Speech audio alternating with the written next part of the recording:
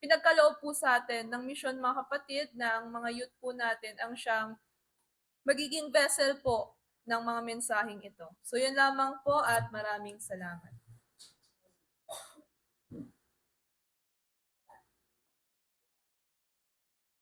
Okay mga kapatid, tayo po ay dadako na sa atin pong prayer band.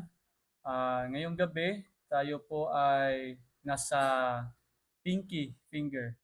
So tayo po mga kapatid ay individual na magpipray upang sa gayon ay atin pong personal na maipaabot sa Panginoon yung sa atin pong mga pansarili or personal na pangailangan. Sapagkat ito po ay uh, individual mga kapatid. So tayo po ay mayroong uh, okay, mayroon po tayong 5 minutes para po sa atin pong individual prayer.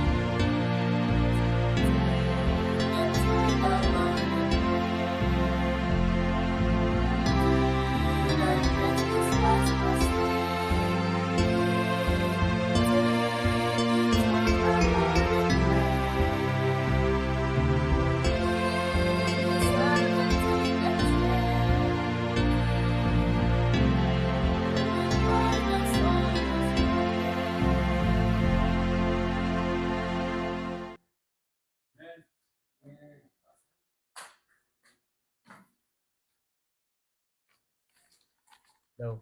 Go. Go. Go. Go.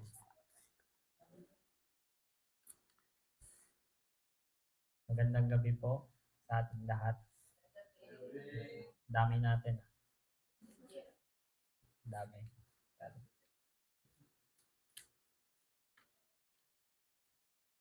Um, para po sa ating week of prayer, uh, ito po ay may pamagat na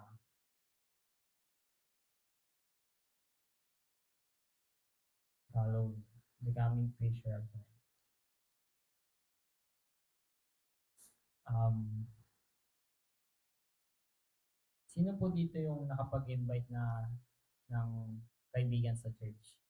Yung na ano na po, parang nayaya niya po gano'n. Si ate. Yaya lang, pero di pumunta. So, yung, di ba po, nag-invite kayo? Nahirapan po ba kayo? Ah,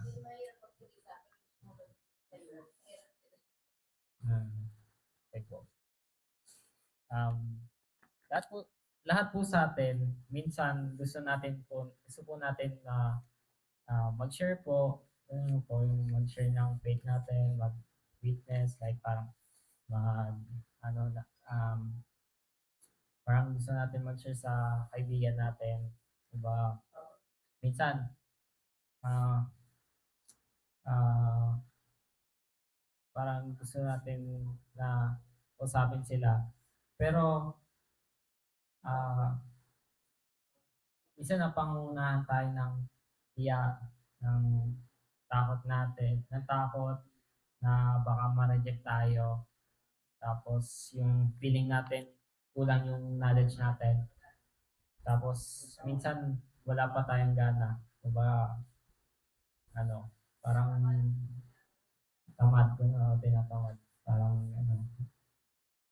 Parang walang energy pag, parang nagsasalita, parang gano'n. Pero sabi ni Jesus sa Mark 1:17, "Follow me and I will make you become fishermen." So, sinabi ni Jesus na sundan niya ako. Follow me and maybe you will be fish. Sabi niya, I will make you fishermen. Ibig sabihin, kapag tayo ay tunay na sumusunod kay kapag tayo tunay na sumusunod kay Jesus, babaguhin niya tayo para magdala ng ibang tao sa Kanya. Parang gagamitin niya tayo bilang instrumento para ma-reach out yung yung parang yung tao na yun. Parang gagawin niya tayong tulay para baga ma, madala natin yung tao na yun. So, pero minsan, bakit parang ah, hirap tayo gawin yun? Yun, parang sobrang ah, sobrang hirap na mag-invite, parang ah, hindi natin, kumbaga, sobrang dami nating excuse, kumbaga, mga excuse na tinatamad, parang ganun niya, na tinatamad. So, ngayong gabi po, mapag-uusapan natin ang importance ng witnessing. So, bago po tayo magsimula, muna yung mag-narang. Lord, maraming salamat po muli sa oras na ito. Salamat, Lord, sa pagkakataon na ibinigay. Salamat, Lord, sa lahat, sa pag-iingat niyo po. At kayo na po nawa, Panginoon, ang lumaki sa akin, sa mga sasabihin ko. Lahat ng ito na alam ko Lord na magagaling sa inyo. Salamat po muli Lord. Humingi po muli ako ng mamani sa mga pagsaway sa inyong utos. Salamat Lord muli. Ito lang po ako sa pagkalamit sa pangalan ni Jesus. Amen. Ngayon po ngayong gabi, meron po ditong 8 pointers sa kung paano ba paano maging fisherman, kung paano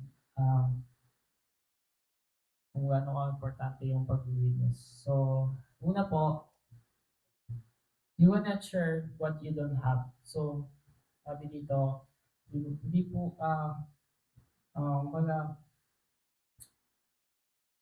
hindi natin kaya mag-share ng kung anong, kung ba yung wala sa atin. Kunwari, yung, yung parang may nanghihingi sa'yo, tapos wala ka nun, may mabibigay ka ba? Or nanghiram sa'yo kaibigan mo, nanghiram sa'yo yung kaibigan mo ng, 100 pesos, tapos wala ka namang mabibigay. Kasi, empty ka eh. Wala kang, kumbaga, zero ka. Kumbaga, ayun.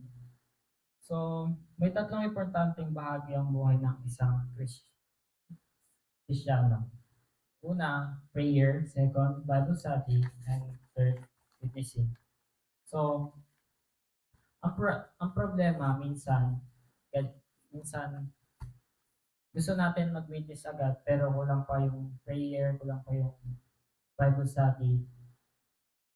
Kasi hindi naman po yung kapag naisipan lang natin na mag-witness agad parang kinabukasan ganun na. Hindi po ganun, hindi superpower na pag gusto mo lang ganun. Um, Ayun nga po, tulad nga po ng sabi ko kanina, kuwari po may nanghingi sa'yo ng tubig na yung kaibigan mo po, uhaw na uhaw, diba, sobrang, thirsty niya, or gano'n.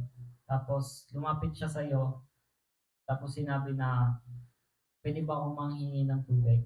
Tapos, sinabi mo, pasensya na, empty yung bottle ko. So, ganun din sa spiritual life natin. Sabi ni Jesus sa John 4:14, who, who, whoever, whoever drinks of the water that I shall give him will never thirst.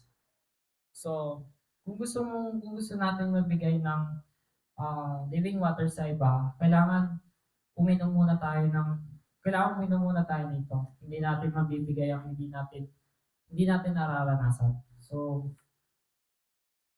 parang ganito lang po. Kapag may napanood kang sobrang ganda, pare, sa ML, kapag nanalo kayo, di ba po sinasabi natin sa mga friends natin, ang ganda naman ng movie na yun. Parang, sayang na naman po, nag-champion kami, grabe. Tapos, yun. Hindi na natin kailangan pilitin yung sarili natin. Automatic na yung ganun din yung witnessing. Kapag totoong buhay si Jesus sa puso mo, hindi mo siya may tatago. So, sa pangalawang point, ay witnessing requires power. Sabi ni Jesus sa Acts 1:8, sabi niya doon,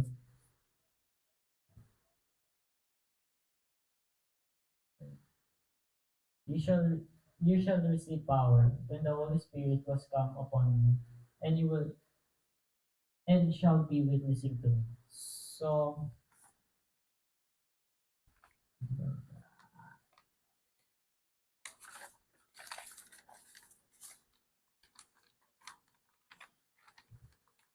sabi doon, you shall receive power, tsaka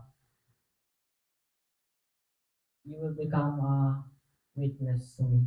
So, minsan kapag nag-aaral tayo, maraming techniques sa witnessing. Tulad ng seminars, books, trainings. Pero nakakalimutan natin yung source ng power.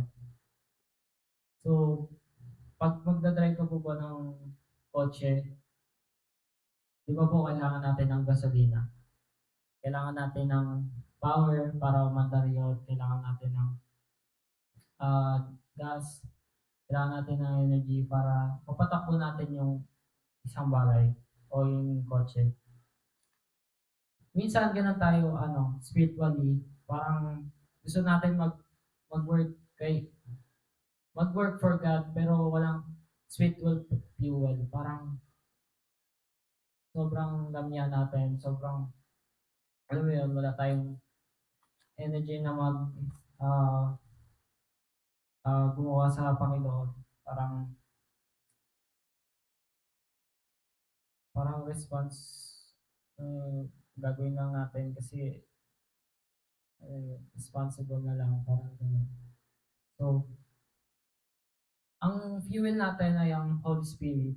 At ang Holy Spirit ay dumadaloy kapag may connection tayo kay Jesus. So, ayun. Sa pangatlo naman, religion without power.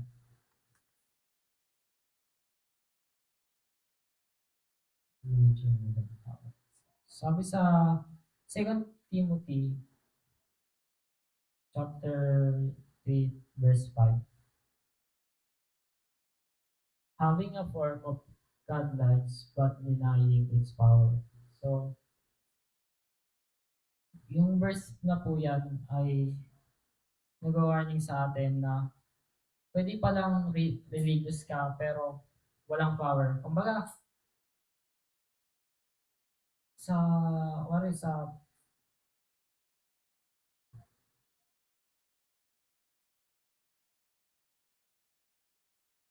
kumbaga, nagpo-post ka sa social media ng mga, ah, Bible verse, sumasagot sa Sabbath school, sobrang active sa AY, ah, kumbaga, nasa, nasa, nasa, nasa church every Sabbath. So, kumbaga parang ah, sa personal na buhay, parang alam mo yun, kapag ikaw lang mag-isa, ano ka, palam, palamura ka, parang ganon. Tas, ano, kumbaga sabi nga doon sa nakita ko na mas okay na i-treat mo yung na maayos yung tao kaysa yung sa pagpo-post ng Bible verse na hindi mo naman nakasanayan. Kumbaga ganon pa yung nakita ko.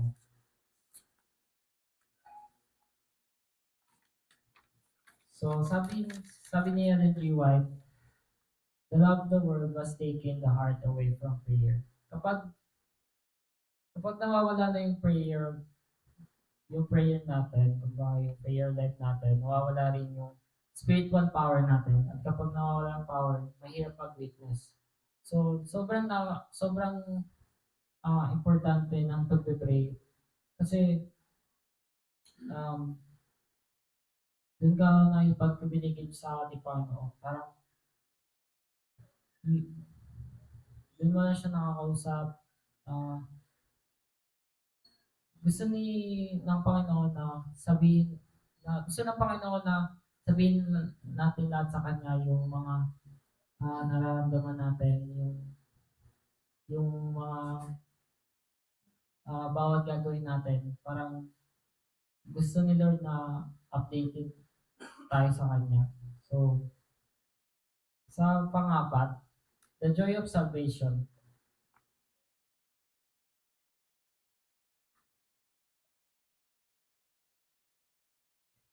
Sabi sa Psalms 51, 10 to 13,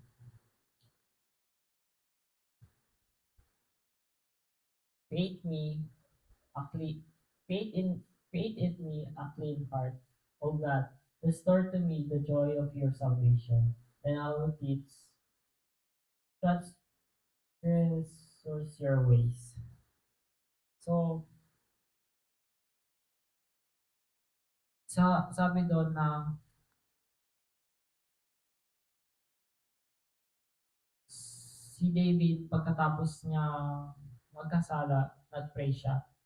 So, sabi doon sa Bible verse, restore the joy of salvation. And then, teach, teach us sinner. Kapag naalala mo kung gaano ka pinatawad ng Panginoon, paano nag-salvation si Lord, kapag napin mo ulit yung love ni Jesus, hindi mo mapipigilan ikwento ito sa iba. Parang kapag pag nakita kang sobrang sarap ng pagkain, hindi mo sinasabing secret lang to. Ah, sinasabi mo, bro, tikman mo to. Ganon din ang gospel, bro. Kapag naranasan mo ang goodness ni Jesus, gusto mo maranasan din ito ng iba. So, parang sharing, gano'n. Yeah. Go, go. Hindi niya sinabi doon sa Bible verse na attend more programs. Sinabi niya, when the, ah,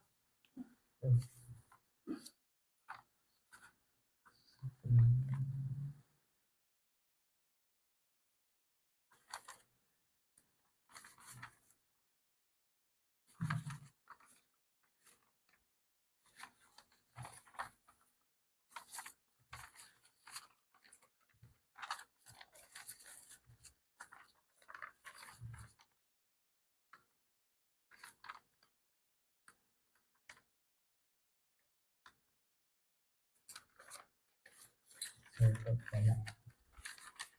Duplicate. So yun, sa panglima, truth without the spirit. Truth without the spirit. So, isa pang warning ni Jesus sa John 4:24. God is a spirit, and those who worship Him must worship in spirit and truth. So, hindi sapat na may truth lang. Kailangan may spirit din. Yung lesson na to sa parable of the 10 virgins sa Matthew 25:1-30. 25:1-30. So, lahat sila may loves. Sabi doon, lahat sila may loves, pero kalahati na lang yung mga kalahati na lang, walang oil. Ang oil parang symbol ng Holy Spirit. Yung oil doon parang symbol ng Holy Spirit. Sinabi ni Ellen G. White, ang foolish virgins ay naniniwala sa truth, pero wala silang personal relationship with God. Pwede pa lang, alam mo ang doctrines, alam mo ang prophecies, alam mo ang Bible, pero kung wala kang communication with God, magiging empty yung religion, magiging empty yung religion. So, sa panganim, the lukewarm Christian.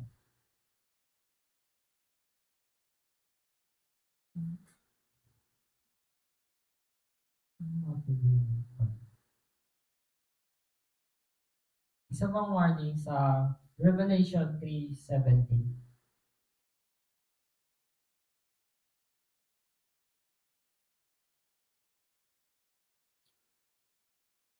So, sabi doon,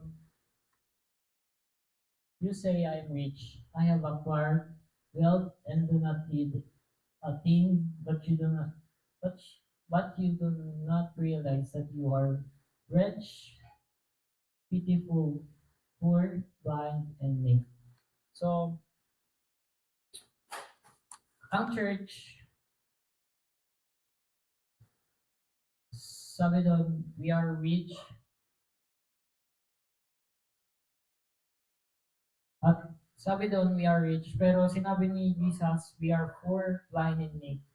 Kung okay, parang ang spiritual one, parang okay tayo sa labas, parang okay, okay sa labas, pero in spirit, ah, spirit will empty sa loob. Kaya parang, basahin. Sabi dun sa Revelation 3:20,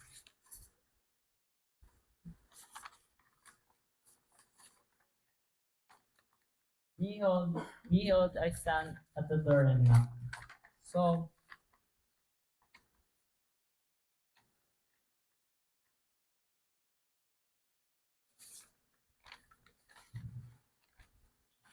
sinabi niya, hindi niya sinabing attend more program. Sabi niya, open the door. Ang gusto niya ay relationship. So,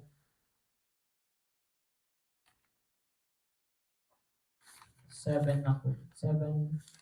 So, sa 7, stay connected to the source. It- sa Ito ang pinakamagandang illustration ni Jesus. Sabi sa John 15:5, I am the means, you are the branches. Without me, you can do not. You can do nothing. So, ang branch hindi nagpapaforce kumbaga hindi nagpo-force magbunga. Natural lang ang fruit kapag connected sa vine. Ganon din tayo. Kapag connected tayo kay Jesus, malalim yung faith natin, magbabago tayo, magbabago yung character natin. Kumbaga yung dating ginagawa natin, ah, kapag tayo nasa Panginoon na, babaguhin niya tayo, tapos darating na yung natin, desire natin na mag-share ng gospel, hindi pilit, kumbaga natural lang. So, yun, huli natin sa pang-8. Hearing God's voice. So, minsan, iniisip ng, iniisip ng ibang youth, hindi ako nakausap ni God. Minsan, iniisip ko rin yan yun, Lord, wala ka bang bakit sa akin? Parang ganun. Wala, parang hindi niya po ako pinapakinggan, ganun. Pero, ako pala yun, kasi hindi ako nakikinig sa kanya. Kasi minsan, pray lang tayo ng pray. Kumbaga, sabi lang tayo ng sabi sa kanya. Tapos, ay pala, wala tayong time para makinig sa kanya. Kumbaga, sabi lang tayo ng sabi ng problema sa kanya. Lord, wala ang pera, Lord. Lord, ganyan, ganito, ganyan. Pero, gusto niya na makipag-communicate tayo sa kanya. Diba, yung communication, di ba, parang, ayun, may pag-usap sa isa't isa. Hindi yung, lang, ikaw lang yung nagsasalita. Um, Sabi ni, Ellen G. White, the Bible is God voice speaking to us. Kapag nagbabasa ka ng Bible, God is speaking. God is speaking to you. So, yun, isa rin yun. Kasi, minsan, sobrang tinatawa talaga ako magbasa ng Bible. So, and, yun. Kaya, yun pala, kailangan pala magbasa ng Bible kasi doon pala sumasagot si Lord. Doon pala siya, kumbaga yun pala yung way niya ng pakipag-usap. So, yun. Doon siya nakipag-usap. So, sa conclusion natin, our greatest need. Sinabi ni Ellen G. White, revival of true God lights is our greatest need. Kung pakiramdam mo, nawawala yung passion mo, nawawala yung joy mo, nawawala yung desire mo mag-witness, sobrang simple lang ng solution. Bumalik ka sa Panginoon. Diba? Miss ka na ni Lord. Bumalik ka na sa Kanya. Parang ganun. So, sobrang simple lang. Mag-pray ka lang. Pero minsan yung pag-pray natin, parang sobrang hirap pa dahil sa mga distraction sa cellphone, trabaho, sa school, alam mo yun. Tapos, syempre yung pagbabasa natin ng Bible, we need to spend time with Him. So, kapag ginawa natin yon, mangyari yung promise ni Jesus sa Mark 1:17. Follow me and I will make you fisher of men. So, yun na po yung sa title natin. Hindi ikaw ang gagawa. Si Jesus ang magbabago sa'yo. So,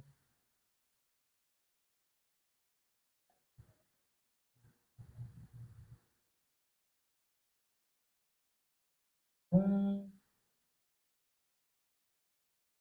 so, may tanong dito, sino gusto mas lumapit pa kay Jesus? Amen. So, yung makaras ng joy at salvation niya.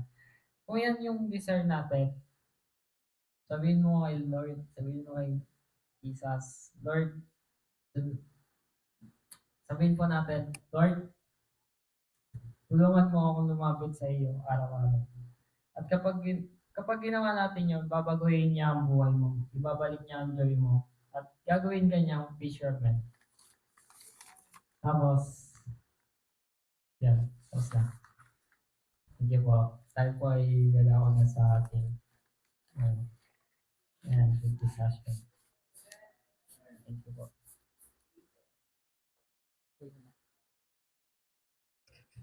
Pray po muna po.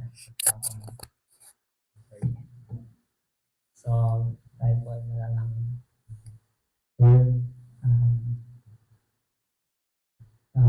maraming salamat po ulit ah, sa tulong niyo, Lord. Salamat po ulit sa dahil nabahagi ko, Lord, ah, yung message, Lord. Salamat po sa inyo. Ah, salamat po sa lahat. Gabay niyo po, Lord, sa araw-araw namin gagawin. Tulungan niyo kami, Lord, na mga tumingin sa inyo. Tulungan niyo kami, Lord, na pagkatiwala sa inyo lahat, Lord. Tulungan niyo kami, Lord. Um, mas para sa Lord sa aming pananampalataya sa inyo na mas mag-grow pa kami, Lord, sa amin. Bawat mga sarili. Salamat po muli, Lord. Salamat po ang sa panahon sa pangalan ni Jesus. Amen.